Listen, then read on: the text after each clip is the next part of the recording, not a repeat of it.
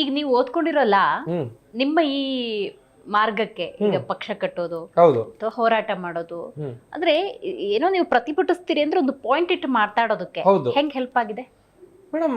ಬಾಬಾ ಸಾಹೇಬ್ ಭೀಮ್ರಾವ್ ಅಂಬೇಡ್ಕರ್ ಅವರು ಬರೆದಿರುವಂತ ಸಂವಿಧಾನ ಇದೆಯಲ್ಲ, ಅದು ಈಗ ನಮ್ಮ ಮುಸ್ಲಿಮ್ಸ್ಗೆ ಖುರಾನ್ ಎಷ್ಟು ಇಂಪಾರ್ಟೆಂಟು, ನಿಮ್ಗೆ ಹಿಂದೂ ಅನ್ನೋರ್ಗೆ ಎಷ್ಟು ಭಗವದ್ಗೀತೆ ಇಂಪಾರ್ಟೆಂಟು, ಕ್ರಿಶ್ಚಿಯನ್ ಅವ್ರಿಗೆ ಎಷ್ಟು ಬೈಬಲ್ ಇಂಪಾರ್ಟೆಂಟು, ಅಷ್ಟೇ ನಮ್ಮ ಜೀವನಕ್ಕೆ ಇಂಡಿಯನ್ ಕಾನ್ಸ್ಟಿಟ್ಯೂಷನ್ ಇಂಪಾರ್ಟೆಂಟ್ ಇದೆ. ಇದು ಜನ ಅರ್ಥ ಮಾಡ್ಕೋಬೇಕಾಗಿದೆ. ಏನ್ರಿ ನೀವು ಮುಸ್ಲಿಮ್ಸು ಅಂತ ಹೇಳ್ಬಿಟ್ರೆ ನಾವು ಸಿಟ್ ಮಾಡ್ಕೊಬಿಡೋದು, ಏನ್ರಿ ನಾವು ಹಿಂದೂಗಳು, ಹಿಂದೂ ಕಾರ್ಯಕರ್ತರು, ಮುಸ್ಲಿಮ್ಸ್ ಕಾರ್ಯಕರ್ತರು, ಇದಲ್ಲ. ಬಾಬಾ ಸಾಹೇಬ್ ಭೀಮ್ರಾವ್ ಅಂಬೇಡ್ಕರ್ ಅವರ ಕಾರ್ಯಕರ್ತರು ನಾವೆಲ್ಲರೂ. ಹಂಗಿದ್ರೇನೆ ಮಾತ್ರ ನೀವು ವಿಧಾನಸೌಧಕ್ಕೆ, BBMPಗೆ, ಕಾರ್ಪೊರೇಷನ್ ನಲ್ಲಿ ನೀವು ಎಂಟ್ರಿ ಕೊಡಕ್ಕಾಗೋದು. ನಿಮ್ಮಲ್ಲಿ ಎಷ್ಟೇ ಗುಣ ಇದ್ರು ಕೂಡ ಜನಗಳಿಗೆ ನೀವು ದುಡ್ಡು ಕೊಟ್ಟಿ ನೀವು ಎಲೆಕ್ಷನ್ ಗೆಲ್ಬಹುದು, ಬಟ್ ಕೆಲಸ ಯಾವುದೇ ರೀತಿ ಮಾಡಕ್ಕಾಗಲ್ಲ. ನಾನು ಇವತ್ತು ಎಲೆಕ್ಷನ್ ಗೆದ್ದಿಲ್ಲ, ನಾನು ಕಷ್ಟನೂ ಪಡ್ತಾ ಇದ್ದೀನಿ, ಹೋರಾಟನೂ ಮಾಡ್ತಾ ಇದ್ದೀನಿ, ಪ್ರೊಟೆಸ್ಟ್ ಗಳು ನಡೆಸ್ತಾ ಇರ್ತೀವಿ. ಇಷ್ಟೆಲ್ಲ ಇದ್ರೂ ಕೂಡ ದೊಡ್ಡ ದೊಡ್ಡ ಮಿನಿಸ್ಟರ್ಗಳು ನನ್ನ ಹತ್ರ ಮಾತಾಡಕ್ ಹೆದರ್ತಾರೆ. ಯಾಕಂತ ಹೇಳಿದ್ರೆ ವಿತೌಟ್ ಲಾ ಪಾಯಿಂಟ್ ಇಲ್ದಂಗ್ ನಾನು ಮಾತಾಡೋದೇ ಇಲ್ಲ.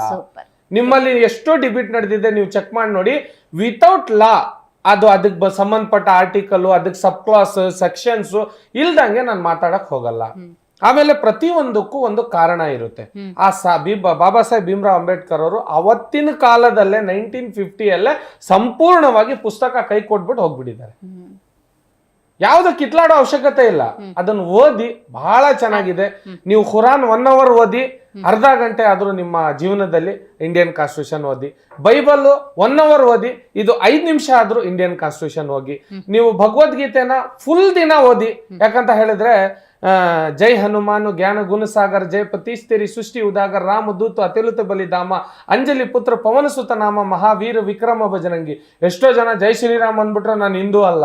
ಇದ್ರ ಅರ್ಥ ಮಾಡ್ಕೊಂಡ್ರೆ ಅವರು ಹನುಮಾನ್ ಬಗ್ಗೆ ಗೊತ್ತಾಗ್ಬಿಟ್ರು, ಬಹಳ ಅವರು ಬರ್ದಿರೋ ಅಂತ ಇದ್ರ ಬಗ್ಗೆ ಗೊತ್ತಾಗ್ಬಿಟ್ರೆ, ಇನ್ನು ಜೀವನದಲ್ಲಿ ನೀವು ಮಚ್ಚಿದ್ರು ಇಟ್ಬಿಟ್ಟು ಪೆನ್ ಎತ್ಕೊಂಡ್ಬಿಡ್ತೀರ. ಅದ್ಭುತ ಅದ್ಭುತ. ನನಗೆ ಈ 71 ದಿವಸಗಳ ಜೈಲು ವಾಸದ ಬಗ್ಗೆ ಹೇಳಿ. ಹೇಗಿತ್ತಲ್ಲ ಅನುಭವ? ಕಷ್ಟ ಆಯ್ತಾ? ಮೇಡಮ್, ಬೇಕಾಗಿತ್ತ ನನಗೆ? ಈ ತರದ್ ಏನಾರು ಅನ್ಸಿತ್ತಾ? ಇಲ್ಲ, ನನಗೆ ಒಂದು ಛಲ ಹುಟ್ಟು. ನಾವು ಇದೆಲ್ಲ ಈಗ ಬ್ಲ್ಯಾಕ್ ಅಂಡ್ ವೈಟ್ ಅಂತ ಇದು ಬಂದಾಗ ಈ ಪುಸ್ತಕಗಳು ಬಹಳಷ್ಟು ಅಮೆರಿಕದಲ್ಲಿ, ನಿಮ್ಗೆ ಗೊತ್ತಿರ್ಬೋದು, ಅವ್ರ ಹೆಸರು ನನ್ಗೆ ನೆನ್ಪು ಬರ್ತಾ ಇಲ್ಲ, ಅವ್ರು 34 ವರ್ಷ ಜೈಲು ವಾಸ ಮಾಡಿದಾಗ ಒಂದು ಪುಸ್ತಕ ಬರೀತಾರೆ. ಏನು ಅಂತ ಹೇಳಿದ್ರೆ, ನಾವು ಎಲ್ಲಾ ಕಿತ್ಲಾಡೋದ್ಕಿಂತ ಇದ್ರ ಪರಿಹಾರ ಇಲ್ಲಿದೆ, ಈ ಪುಸ್ತಕದಲ್ಲಿದೆ. ಯಾಕಂದ್ರೆ ನಮ್ಮ ಕಾನ್ಸ್ಟಿಟ್ಯೂಷನ್ ಅಮೆರಿಕನ್ ಕಾನ್ಸ್ಟಿಟ್ಯೂಷನ್ ನಾವು ಕಾಪಿ ಮಾಡಿರೋದು. ಸೊ ಅಲ್ಲಿ ನಮ್ಗೆ ಗೊತ್ತಾಗುತ್ತೆ ನಮ್ಮ ಜೀವನ ಹೆಂಗ್ ನಡೆಸ್ಬೇಕು ಅಂತ. ಸೊ ಅಲ್ಲಿ ಹೋದಾಗ ಬಹಳಷ್ಟು ದೊಡ್ಡ ದೊಡ್ಡ ರೌಡಿಗಳಾಗಿರ್ಬೋದು, ನಾನ್ ಪಂಟ್ರು, ನಾವ್ ಮಳ್ರೋರು, ನಮ್ 4 ಮಾಡ್ರು, ನಮ್ 5 ಮಾಡ್ರು ಅಂತ ಎಲ್ರೂ ಬಂದು ಮೇಡಮ್ ನನ್ನ ಹತ್ರ ಕೈ ಕಟ್ಕೊಂಡು ನಿಂತ್ಕೊಂಡು, ಅಣ್ಣ ನಿಮ್ಗೆ ಗೊತ್ತಿದೆ ನೋಡಿ ಅಣ್ಣ, ನಮ್ದೇನು ಕೇಸ್ ಏನಾಗಿದೆ. ನಮ್ಗೆ ನಾವು ರೌಡಿ ಆಗೋ ಅವಶ್ಯಕತೆ ಇಲ್ಲ, ನಮ್ಮ ಹೆಸರು ತಗೊಂಡು ಉಪಯೋಗಿಸ್ಕೊಂಡು ಕೆಲಸ ಮಾಡೋ ಅವಶ್ಯಕತೆ ಇಲ್ಲ. ಆಮೇಲೆ ಬಹಳಷ್ಟು ಜನ ಬೇರೆಯವ್ರ ಹೆಸರುಗಳನ್ನ ಉಪಯೋಗಿಸ್ಕೋತಾರೆ.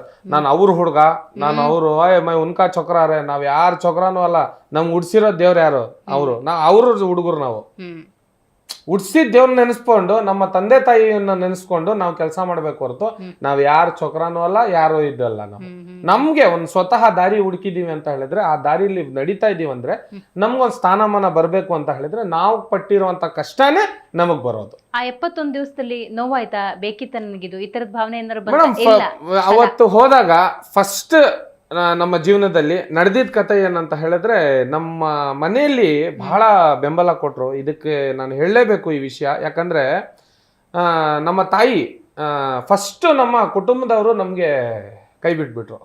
ಇಷ್ಟು ದೊಡ್ಡ ಆಯ್ತಲ್ಲ ಅಂತ ಹೇಳಿ ಈ ಕುಟುಂಬದವ್ರು ಕೈ ಬಿಟ್ಟಾಗ ನಮ್ಮ ತಾಯಿ ಜೈಲಲ್ಲಿ ಯಾವಾಗ ಫೋನ್ ಮಾಡೋರು, ನಮ್ಮ ಪೊಲೀಸ್ನವ್ರು ಫೋನ್ ಕೊಡೋರು ಅಲ್ಲಿ ಒಳಗಡೆಯಿಂದ. ಎಲ್ಲರಿಗೂ 2 ನಿಮಿಷ ಕೊಟ್ರೆ ನನ್ಗೆ 5-10 ನಿಮಿಷ ಕೊಡೋರು. ಶಬಾಸ್, ನೀನ್ ಒಳ್ಳೆ ಕೆಲಸ ಮಾಡಿರೋದು, ನೀನ್ ಏನು ಟೆನ್ಷನ್ ತಗೋಬೇಡ, ನಾವು ಬೆಂಬಲ ಆಯ್ತು. ಬಹಳಷ್ಟು ಪೊಲೀಸ್ನವ್ರು ಬೆಂಬಲ ಆಯ್ತು. ಹೇಳಿದ್ರು, ಫೋನ್ ಕೊಡೋರು. ಕೊಟ್ಬಿಟ್ಟು ನಮ್ಮ ತಾಯಿಗೆ ಮಾತಾಡಿದ್ರೆ ಇವ್ರು ಬಂದು ಮಾತಾಡ್ಕೊಂಡು ಹೋದ್ರು, ಅವ್ರು ಬಂದು ಮಾತಾಡ್ಕೊಂಡು ಹೋದ್ರು. ಇದೇ ಸುಳ್ಳು ಹೇಳೋರು. ಯಾಕಂದ್ರೆ ಎಲ್ಲಿ ನಾನ್ ಡಿಮೋಟಿವೇಟ್ ಆಗ್ಬಿಡ್ತೀನೋ, ಅಲ್ಲಿ ನಾನು ಸೋತ್ ಬಿಡ್ತೀನೋ ನನ್ನ ಗೇಮಲ್ಲಿ ಅಂತ ಹೇಳಿ ನಮ್ಮ ತಂದೆ ತಾಯಿ.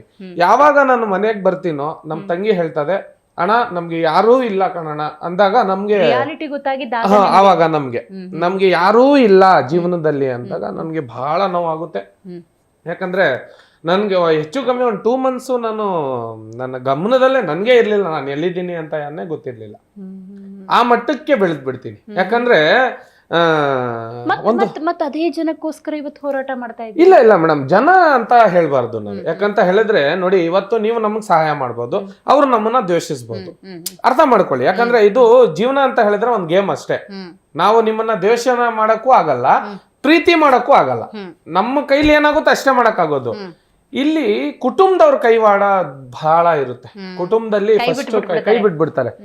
ಬಿಡೋ, ಇವ್ನ್ ಜೈಲ್ಗೆ ಹೋಗ್ ಬಂದ, ಬೇರೆ ಇರುತ್ತೆ, ಇವ್ನು ಮದ್ವೆ ಆಗುತ್ತಾ, ಇವ್ನಿಗೆ ಹೆಣ್ ಕೊಡ್ತಾರ, ಬಹಳಷ್ಟು ಹೇಳ್ತಾರೆ. ನಮ್ಮ ತಾಯಿಯವರ ಫ್ರೆಂಡು, ನಮ್ಮ ಅತ್ತೆ, ಅವರು ಮುಂದೆ ಬಂದು ನಿಮ್ಮ ಮಗನಿಗೆ ನನ್ನ ಮಗಳು ಕೊಡ್ತೀನಿ ಅಂತ ಹೇಳಿ, ಇಂಥ ಧೈರ್ಯವಂತ ಹುಡುಗ, 4 ಜನ. ನಾವೇನ್ ಮೇಡಮ್ ಯಾವ್ದು ಕೆಟ್ಟ ಕೇಸಲ್ಲಿ ಹೋಗಿಲ್ಲ.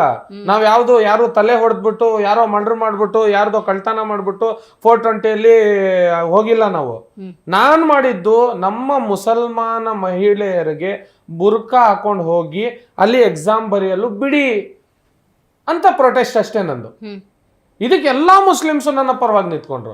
ಬಟ್ ನನ್ನ ರೀತಿ ತಪ್ಪಾಗಿದ್ರು ಕೂಡ, ಅರ್ಥ ಮಾಡ್ಕೊಳಕ್ ಟೈಮ್ ಆಗಿದ್ರು ಕೂಡ, ನಾನು ಹೋಗಿದ್ದ ದಾರಿ ಮಾತ್ರ ಸರಿಯಾಗಿತ್ತು ಅಂತ ನಮ್ಮ ಅತ್ತೆ ಅರ್ಥ ಮಾಡ್ಕೊಂಡು ಇವತ್ತಿಗೂ ಕೂಡ ನಮ್ಗೆ ಬಹಳ ಗೌರವಿಸ್ತಾರೆ. ನಾವು ಅವ್ರಿಗೂ ಗೌರವಿಸ್ತೀವಿ. ಯಾಕಂದ್ರೆ ನಮ್ ತಾಯಿ ಬೇರೆ ಇಲ್ಲ, ನಮ್ಮ ಹೆಂಡತಿ ತಾಯಿ ಬೇರೆ ಅಲ್ಲ, ಪ್ರತಿಯೊಬ್ಬರು ಒಂದೇ. ಬಟ್ ಇಷ್ಟೇ ನಮ್ದು ಕುಟುಂಬ. ನಮ್ ತಾಯಿಗೂ ಹೇಳ್ತೀನಿ, ನನ್ಗೂ ನಾನ್ ಕರೆದ್ರೆ, ಈಗ ನಮ್ ತಂಗಿ ಮದ್ವೆಗೆ ಇಡೀ ಕ್ಯಾಬಿನೆಟೇ ನಮ್ಮ ಮನೇಲಿ ಇರುತ್ತೆ. ವಿಧಾನಸೌಧದಲ್ಲಿ ಇರುವಂತ ಕ್ಯಾಬಿನೆಟೇ ನಮ್ಮ ಮನೇಲಿ ಇರುತ್ತೆ. ಆದ್ರೆ ಕುಟುಂಬದವ್ರು ಬರ್ಲಿ ಬಿಡ್ಲಿ ನಮ್ಗೆ ಅವಶ್ಯಕತೆ ಇಲ್ಲ. ನನ್ ಫೋನು ಸಹ ಯಾರ್ದು ಎತ್ತಕ್ ಹೋಗಲ್ಲ ಇವತ್ತಿನ ಕಾಲದಲ್ಲಿ. ನಮ್ಗೆ ಬೇಕಾದಷ್ಟು ಕೆಲ್ಸಗಳಿದ್ದಾವೆ. ಬೆಳಿಗ್ಗೆ 10 ಗಂಟೆ ಒಳಗಡೆ ನಾವು 9 ಗಂಟೆಗೆಲ್ಲ ನಾಷ್ಟ ಮಾಡ್ಕೊಂಡು ಹೊರಗಡೆ ಬಿದ್ರೆ 12 ಗಂಟೆ 1 ಗಂಟೆ ಆಗುತ್ತೆ ಮನೆಗೆ ಸೇರಕ್ಕೆ. ನಮ್ಮ ಎಷ್ಟೋ ಸತಿ ನಮ್ಮ ಗನ್ಮ್ಯಾನ್ ಇದ್ದಾನೆ ಒಬ್ಬ, ಬಹಳ ಅವನು ನಮ್ಮ ಸೆಕ್ಯೂರಿಟಿಲಿ ಯಾವಾಗ್ಲೂ ಸದಾ ಇರ್ತಾನೆ. ಅವನು ಸಿಕ್ಕವನು. ಅವನು ಯಾವಾಗಲೂ ಹೇಳ್ತಾನೆ, ಸರ್ ನಮ್ದೇನು ಕೆಲಸ ಇಲ್ಲ, ನೀವು ಇಷ್ಟೆಲ್ಲ ಮಾತಾಡ್ತೀರಾ, ಇಷ್ಟೆಲ್ಲ ಕೆಲಸ ಮಾಡ್ತೀರಾ ಬಹಳಷ್ಟು. ಆಮೇಲೆ ನನಗೆ ಶೋ ಆಫ್ ಮಾಡೋಕ್ಕೂ ಇದ್ದಿಲ್ಲ, ನನಗೆ ಅಭ್ಯಾಸ ಇಲ್ಲ. ಶೋ ಆಫ್ ಮಾಡಬೇಕು, ಏನೋ ಒಂದು ಮಾಡಬೇಕು, ಅವಶ್ಯಕತೆನೇ ಇಲ್ವಲ್ಲ ಮೇಡಮ್. ನಾವು ರೈತಾಪಿ ಕುಟುಂಬದಿಂದ ಬಂದಿರೋದು, ಬಡತನ ಏನು ಅಂತ ನಮಗೆ ಗೊತ್ತಿದೆ, ನಾವು ಜೀವನ ಮಾಡ್ಬೇಕು ಹೆಂಗಂತ ನಮ್ಗೆ ಗೊತ್ತಿರಬೇಕು. ನಮ್ಮ ಹಾಸನದಲ್ಲಿ ಒಬ್ರು ಶಫೀಮಮ್ಮ ಅಂತ ಇದ್ರು. ಅವ್ರ ಹೆಸರು ತಗೊಂಡ್ರೆ ನನಗೆ ಒಂದು ಗೌರವ ಹಾಸನದಲ್ಲಿ. ಮೇಡಮ್ ನಮ್ಮನೆ ಅವರು ಅದೇನೋ ಡಿಪೋ ಅಕ್ಕಿ ಬೇರೆ, ಅದು ಇದ್ರ ಬರೋ ಅಕ್ಕಿ ಬೇರೆ. ಅವ್ರ ಮನೆಗೆ ಬರುವಂತ ಡಿಪೋ ಅಕ್ಕಿ ಅಲ್ಲೇ ಅವ್ರ ಮನೇಲಿ ತಿನ್ನಲ್ಲ ಅಂತ ಹೇಳಿ ಆಗಿನ ಮಟ್ಟ ಬಹಳ ಚೆನ್ನಾಗಿದ್ರು. ಅವ್ರ ಮಗ ಶಿವೇಬ್ ಅಂತ ಇದ್ದಾನೆ. ಅವ್ರ ಕೈಲಿ ಕೊಡ್ಸ್ಬಿಟ್ಟು ಅವ್ರ ನಮ್ಮ ಮನೆಗೆ ಅಕ್ಕಿ ಕೊಟ್ಟು ಕಳ್ಸೋರು. ಅವ್ರಿಗೆ ಏನು ಅವಶ್ಯಕತೆ ಇತ್ತು ನನಗೆ ಸಹಾಯ ಮಾಡಬೇಕು ಅಂತ ನೋಡಿ. ಆ ಸಹಾಯ ಮಾಡಿದ್ದಕ್ಕೆ ಇವತ್ತು ನಾನು ಸಾಧಕನಾಗಿದ್ದೀನಿ, ಇವತ್ತು ಸಮಾಜ ಸೇವಕನಾಗಿದ್ದೀನಿ.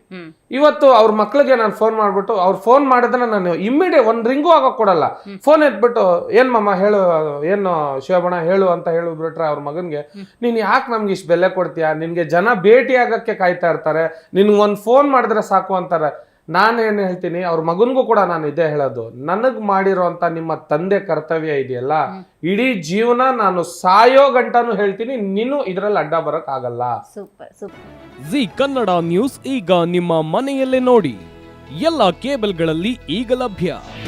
ನಿಮ್ಮ ನೆಚ್ಚಿನ ಜಿ ಕನ್ನಡ ನ್ಯೂಸ್ ಈಗ ಸನ್ ಡೈರೆಕ್ಟ್ ನಲ್ಲಿ number 292, Tata play number 1664, Jio TV number 1334, NXT digital number 30, N cable number 30, city networks 51, U digital number 162, GTPL number 17, Rockline telecommunications number 42, Shri Basaveshwara cable number 168, rural cable network 60, Vinayaka digital 57, Abhishek cable 821, city channel 53, Siddeshwara cable network 57, V4 digital Infotech 628, ಸೂರ್ಯ digital networks 53, Gajanan digital number 836, Malnad Infotech private limited number 56, Metrocast number 830, Victory digital number 167ರಲ್ಲಿ ನೋಡಿ ಆನಂದಿಸಿ.